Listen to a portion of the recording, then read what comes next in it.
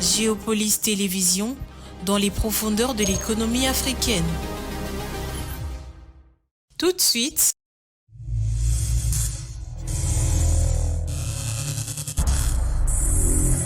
le journal.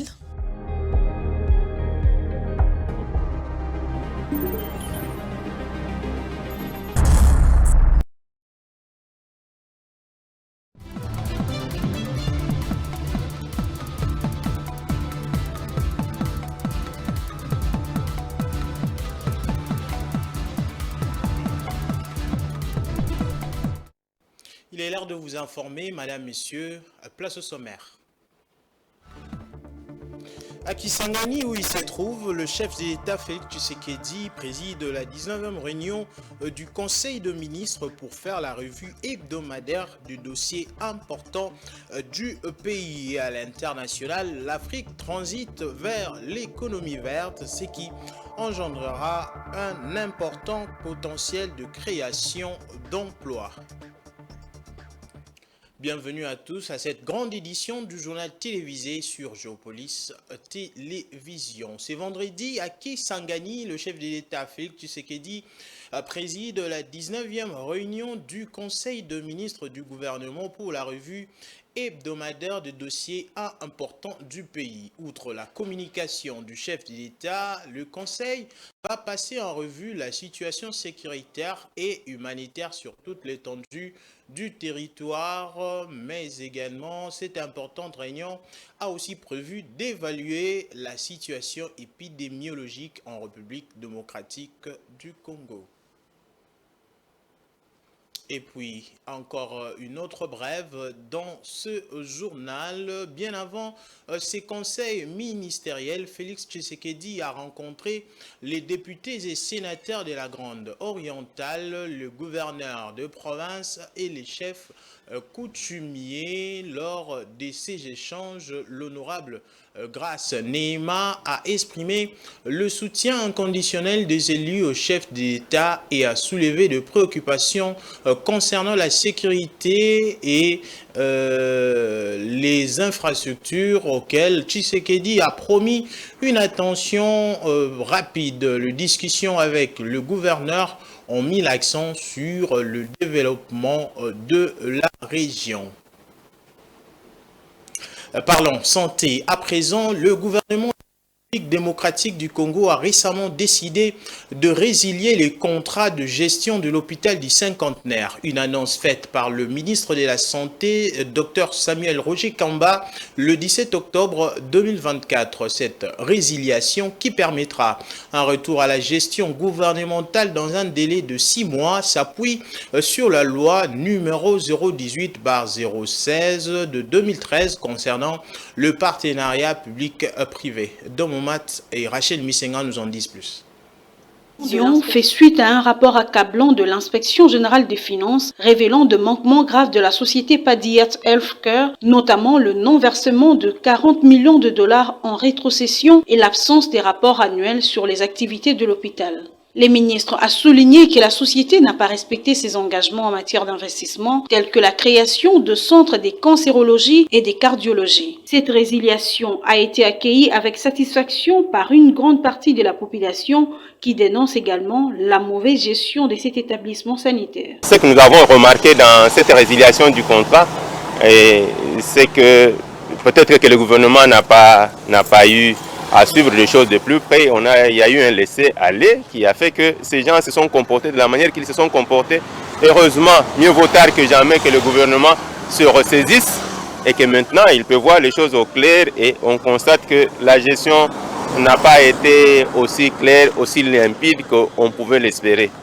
Et mieux vaut tard que jamais que le ministre ait pris cette décision-là. Au cas où le contrat sera repris entièrement par l'État congolais, j'aimerais que, si, à la mesure du possible, ce qui n'a pas été fait, soit réalisé.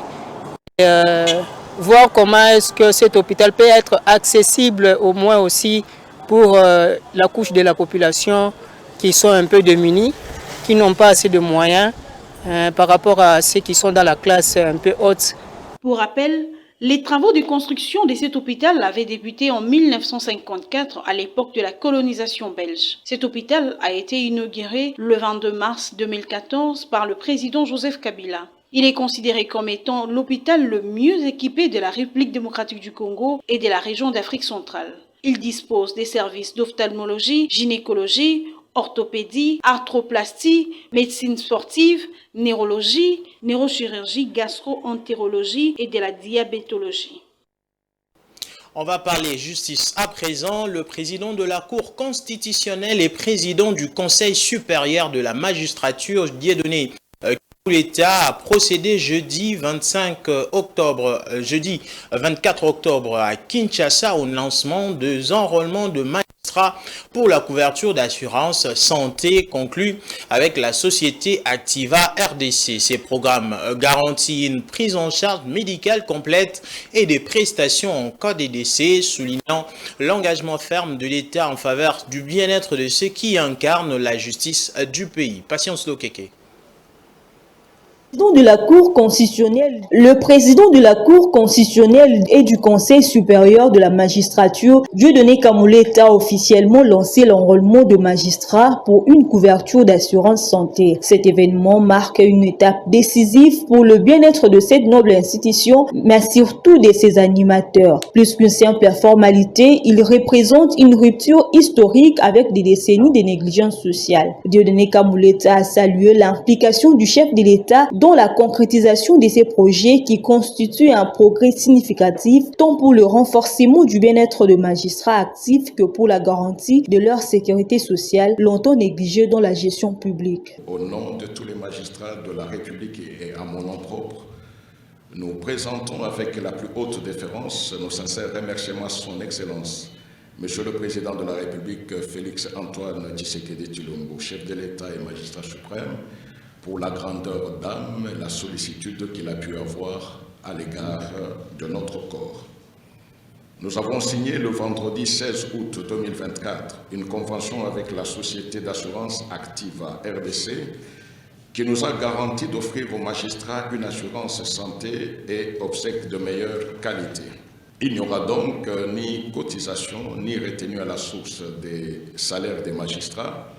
Tous les frais y afférents sont à charge de l'État congolais en exécution de l'article 25 du statut des magistrats pré-rappelé. Pour rappel, cet accord signé en août dernier entre le Conseil supérieur de la magistrature et l'entreprise Activa ouvre une nouvelle ère pour le statut social de magistrat congolais. Il illustre également la volonté du président Félix Antoine Tshisekedi de placer les citoyens au cœur de sa gouvernance politique. Grâce à cet accord, le magistrat ainsi que leurs conjoints et enfants bénéficieront d'une prise en charge médicale complète d'environ 150 établissements hospitaliers à travers le pays. De plus, de fonds pour l'évacuation sanitaire en cas d'urgence sont prévus pour le soin à l'étranger. Une autre brève dans ce journal à raison de la crise persistante dans l'Est de la République démocratique du Congo, la France a renforcé son engagement en envoyant 70 malles de médicaments généraux pédiatriques et d'urgence arrivés à Goma le 20 octobre 2024. Organisé par le Centre de crise et de soutien du ministère des Affaires et de la population, les malles fournies par l'association française Tulipe et remises aux ONG partenaires du CDSC, dont Alima, Première Urgence Internationale et la Croix-Rouge française pour renforcer les structures des locales, notamment face à l'épidémie d'Mpox. En 2024, la France a également apporté 22 millions d'euros d'aide humanitaire destinée aux Nations Unies et aux ONG en RDC visant à répondre aux besoins essentiels des populations vulnérables à Goma et aux alentours, comme l'accès à l'eau, la sécurité alimentaire et l'aide aux personnes déplacées. La France continuera de soutenir les populations congolaises affectées par cette crise.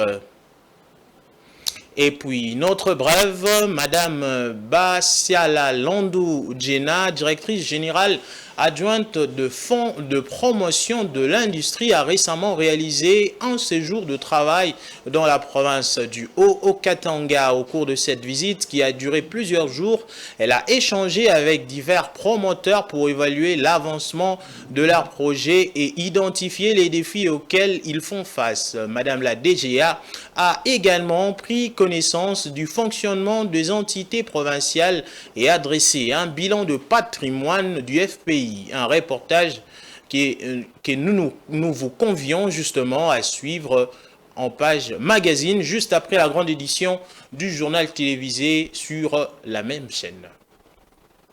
Et c'est vendredi 25 octobre.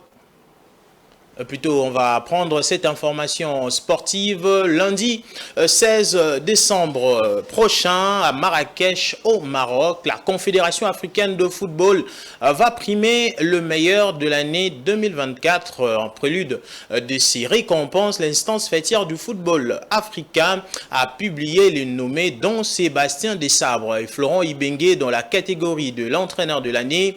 Chancel Mbemba et Lionel Pensy sont respectivement nommés pour le titre de meilleur joueur de l'année et le gardien de l'année. Enfin, le tout-puissant Mazembe va représenter la République démocratique du Congo dans la catégorie du club masculin de l'année. Suivez cet élément.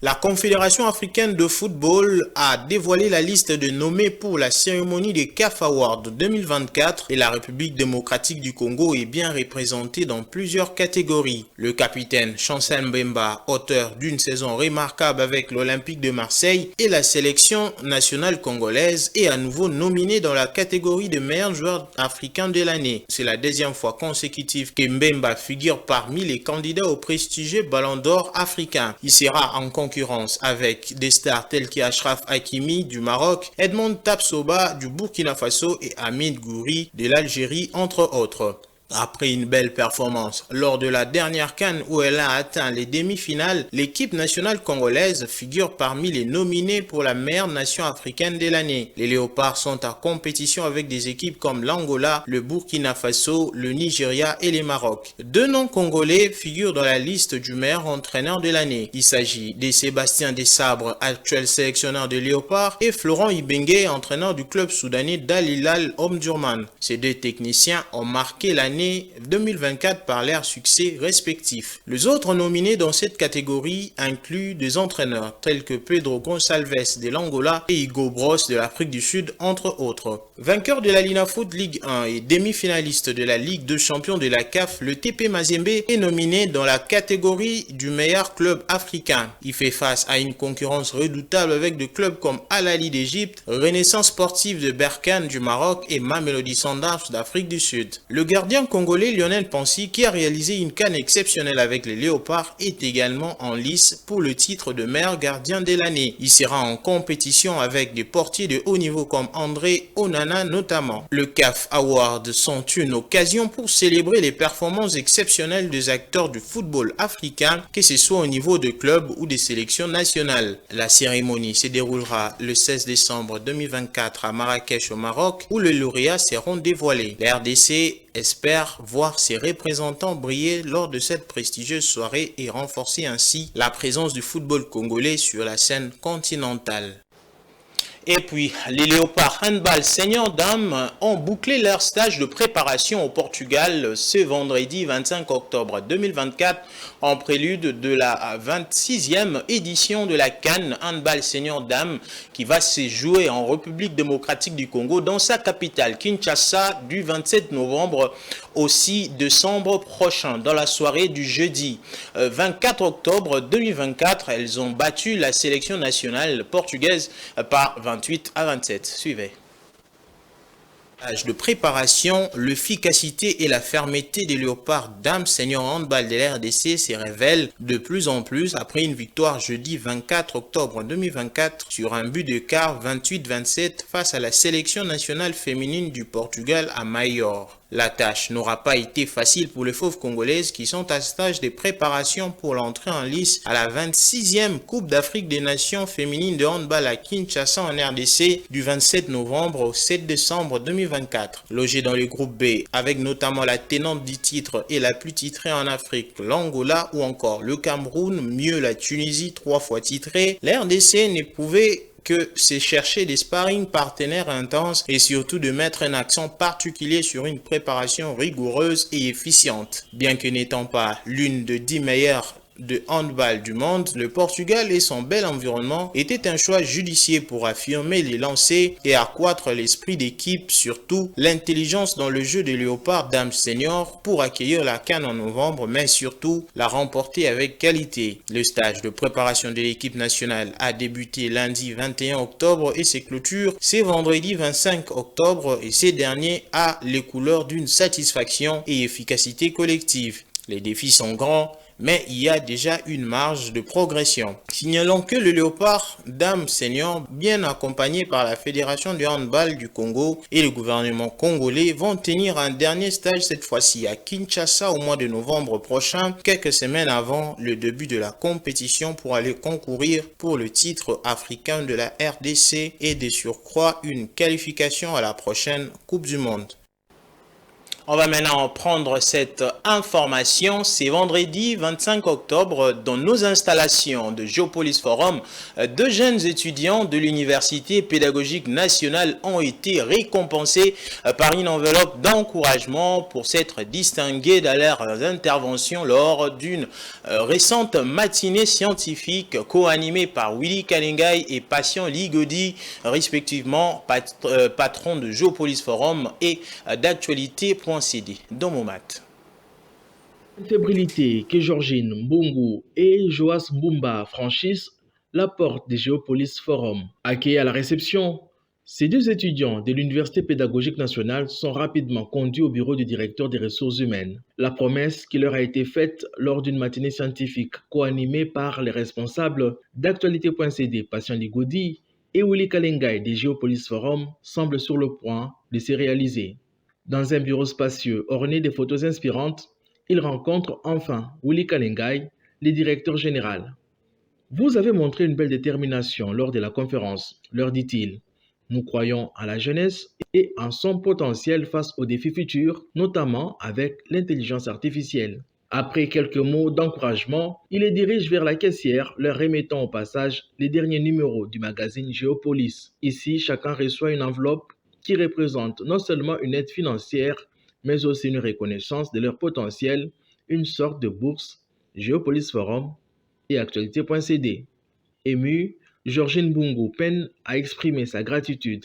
Bon, je n'en reviens pas, mais voilà, je suis heureuse, je suis contente, voilà. Personnellement, j'avais gagné le prix pour avoir posé une question pertinente. Le DG Willy Kalingai avait dit que la personne qui avait posé la question là aura un prix. Joas, tout aussi enthousiaste, partage son ressenti. Si après avoir répondu d'une manière pertinente avec la question posée par le DG Willy Kalingai et par le DG de l'actualité CD, Patient Ligodi, c'est par là que j'ai été choisi pour avoir cet encouragement. Je remercie ces 2 grands hommes de la République infiniment pour tout ce qu'ils viennent de faire pour moi personnellement, aussi pour ma condisciple.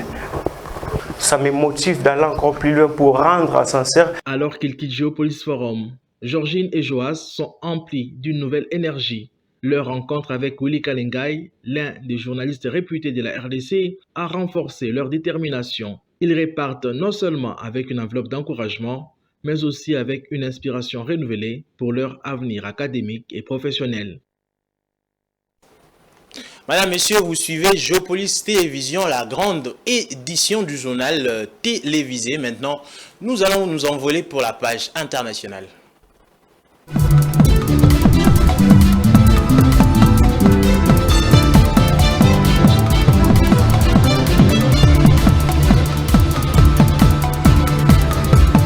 Bien qu'elle risque de provoquer une destruction massive des emplois dans le secteur des énergies fossiles en Afrique comme ailleurs, la transition vers une économie verte recèle un important potentiel de création d'emplois qualifiés et stables pour la jeunesse du continent dans de nombreux autres secteurs d'activité économique. Suivez.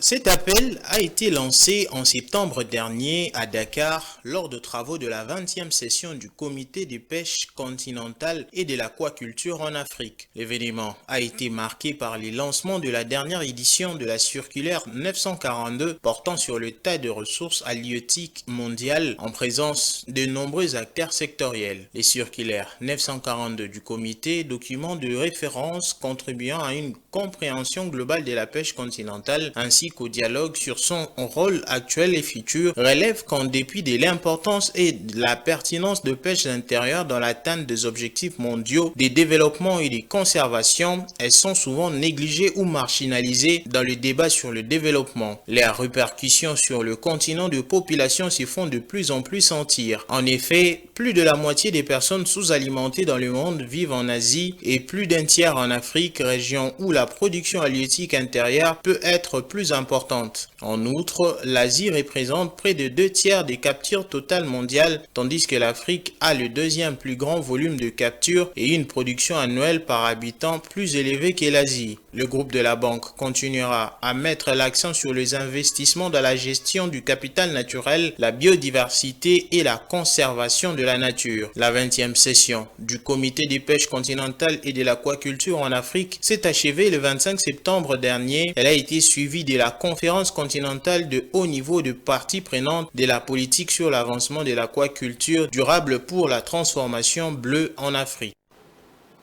Madame, Monsieur, là vous venez plutôt de suivre l'élément où le groupe de la Banque africaine de développement et l'Organisation des Nations Unies pour l'alimentation et l'agriculture FAO ont jugé nécessaire de plaider en faveur d'une plus grande reconnaissance de contributions apportées par la pêche continentale et des opportunités importantes qu'elle peut offrir, en particulier pour le groupe le plus pauvre et autrement marginalisé. Bien qu'elle risque de provoquer une destruction massive des emplois dans les secteurs des énergies fossiles en Afrique comme ailleurs, la transition vers une économie verte recèle un important potentiel de création d'emplois qualifiés et stables pour la jeunesse du continent dans de nombreux autres secteurs d'activité économique. Suivez.